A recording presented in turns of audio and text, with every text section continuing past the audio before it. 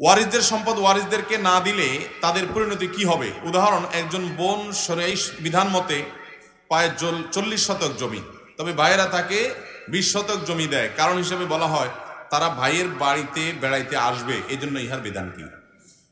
আমাদের দেশে বেশিরভাগ ফ্যামিলিতে এই অবস্থা। বাবা মার সম্পদে মেয়েদের অধিকার পুরোপুরি দেওয়া হয় না, লামসাম একটু কোনো রকম দিয়ে দেয় নামকে আসতে, আর বাকিটা রেখে দেওয়া হয় কেন? যে মেয়েরা তো বাপের বাড়ি আসবেই, তাহলে তারা খাবে কি, ভোগ করবে কি, এই জন্য কিছু এখানে থাকুক। এর মতো মূর্খতা, এর মতো ভুল কাজ আরেকটা হতে পারে না। কারণ একজন মেয়ে, তিনি তার বাবার বাড়িতে, তার ভাইয়ের বাড়িতে সারা জীবন বেড়াতে আসবে, এটা তার রক্তের সম্পর্কের দাবি। আমার বোন আমার থেকে সকল হক বুঝে নিয়ে গেছে, তার পাওনা নিয়ে গেছে, তাই বলে কি ভাই বোনের সম্পর্ক শেষ হয়ে গেছে? মরণ পর্যন্ত এই বোন ভাইয়ের কাছে আসবে, ভাই বোনের কাছে যাবে, এই সম্পর্কটা থাকবে। যদি তার বাপের বাড়িতে আসতে হবে সেজন্য তার সম্পদ না দিয়ে রাখেন, তাহলে তো এটা ভাড়ার মতো হয়ে গেল, যে সে আয়সা ভোগ করবে, আগে থেকে আপনি এটা কেটে রেখে দিলেন। এটা অন্যায় এবং অবিচার।